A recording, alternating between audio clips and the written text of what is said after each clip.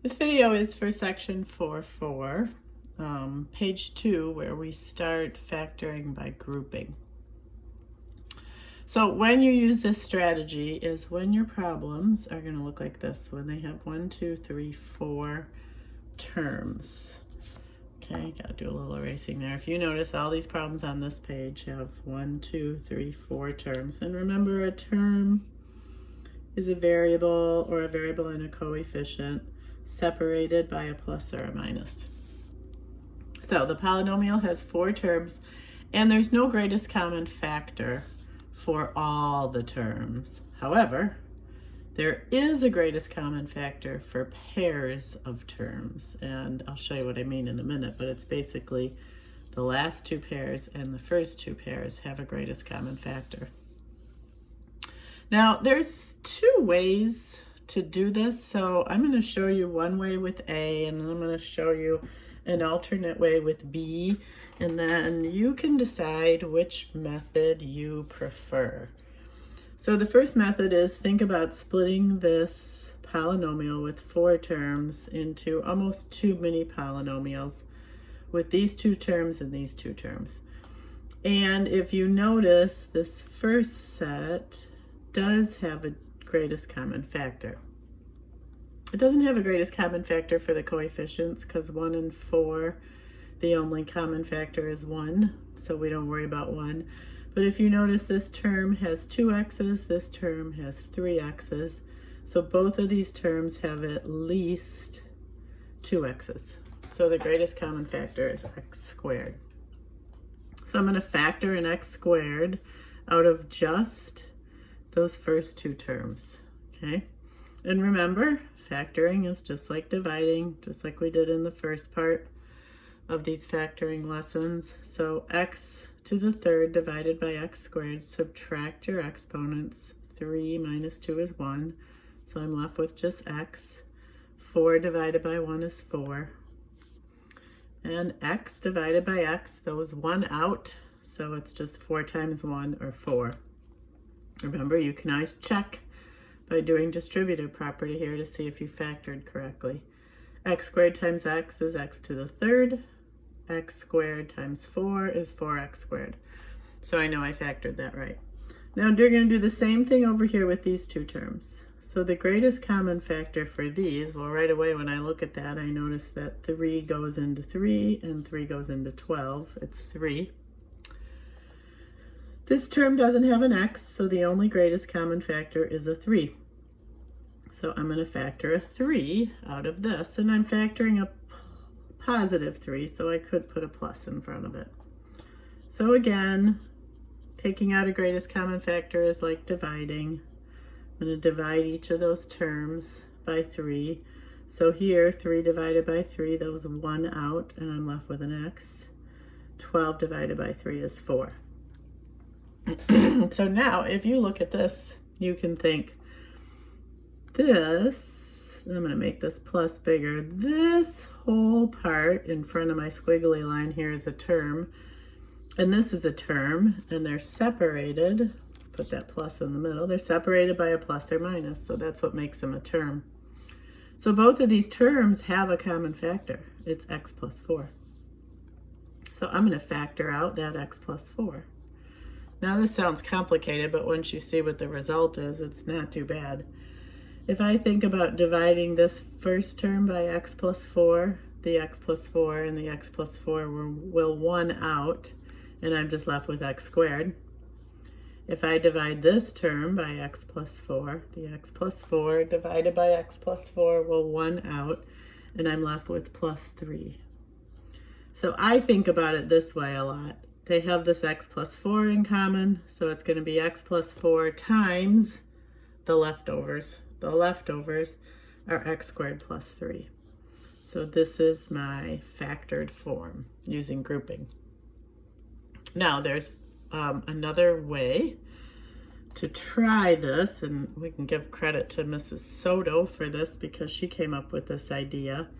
If you think back to chapter 3, let me erase the stuff I put on here. When we were factoring quadratics and we were using the Xbox method, we're going to do a similar thing here. we're going to skip the x part and we're going to go right to the box. And if you remember, when we did the box, we put our problem that we were factoring inside the box. So we're going to do that. We're going to put one term in each box. So I'm just going to go 2x to the third here, plus 4x squared. I'm going to put negative 5x here and negative 10 there. Now then, we're going to check for greatest common factors down the columns and across the rows, just like we did when we were factoring quadratics. So if I look across this row, I notice right away both of these terms have an x. There isn't a common factor that divides into 2 and negative 5, but they both have an x, so I can put that common factor just on the outside here. Now if I go here, I notice, well, 4 is divisible by 2, and so is 10. Remember, even numbers are always divisible by 2. This 10 doesn't have an x, so the only thing common between 4x squared and negative 10 is going to be a 2. So I'm going to take out a 2. So what I'm putting out here are my greatest common factors, similar to what we did over here. And then remember, the numbers on the outside, these two numbers need to multiply to give me what's on the inside. So if I look at this column, I can see, ooh, a 2 and a 4. So I know 2 divides into 2 and 2 divides into 4. If I also notice, this term has 3 x's, this term has 2 x's. So I can take out an x squared. Both of these terms have at least 2 x's. And then do this little check. If I multiply 2x squared times x, do I get 2x to the third? Yep. If I multiply 2x squared by 2, do I get 4x squared? Yep. So that looks pretty good. If you look down this column, what's common here? Well, 5, right? 5 goes into 5 and 5 goes into 10. So I know a 5 is common. And then I notice, well, this needs to be a negative 5x. So I need to put a negative on this 5. Negative 5 times x will get me negative 5x. And then check the last one just to make sure you did it right. Negative 5 times 2 is negative 10. So now these are your factors. 2x squared minus 5 times x plus 2. So I don't know, this one might be a little easier. You need to make sure you're doing that check that what you have on the outside multiplies to give you what's on the inside. We'll do a couple more. So I'll do this one using this same method, and then when I do D, I'll use that box method, I'll call it again. So this method, I'm going to split it down the middle, and I'm going to look for greatest common factors in these two terms and greatest common factors in these two terms. So if I look at these, greatest common factor, 3 and a 1, so no greatest common factor in the coefficients, but I do notice they both have at least 2 x's, so x squared is common. So I'm going to factor out an x squared. When I divide the first term by x squared, I'm just going to get 3, because 3 divided by 1 is 3, and x to the third divided by x squared. 3 minus 2 is 1, so it's going to be x to the first power. If I divide this by x squared, be careful here, you don't get nothing. Lots of times students like to say these cancel as if this whole term is gone. They don't cancel, they divide to give you 1, so you will have a 1 there. Okay, so the same number on the top divided by the same number on the bottom gives you 1. So you want to make sure you put your 1 there. That glare was bothering me, that shadow. Okay, greatest common factor in these two terms I can see right away looks like a 7, right? 7 goes into 7 and 7 goes into 21. So I'm going to factor out a 7. So 21x divided by 7, write that a little darker. 21 divided by 7 is 3, and I have an x, minus 7 divided by 7. Again, those 1 out, and I have a 1. So notice there's that common factor again, that they both have. Same thing that happened up here with the x plus 4. So I'm going to say 3x minus 1 times the leftovers are x squared plus 7.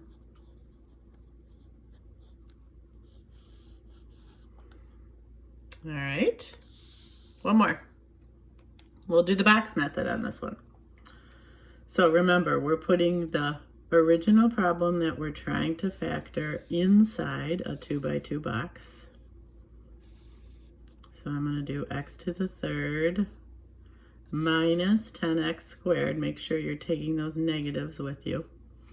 Minus 6x plus 60. So this has got a lot of negatives. So we're going to have to double check our signs when we're doing this. Okay, if I go down this column, I have a 1 and a negative 10, so no common factor with the coefficients. But I do notice both of these terms have at least 2 x's.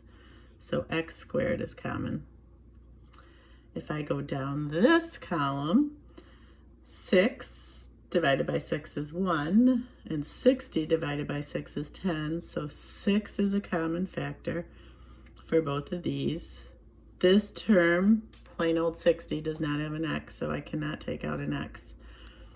And then I am not going to put my sign in yet. I'm going to see what happens when I do this.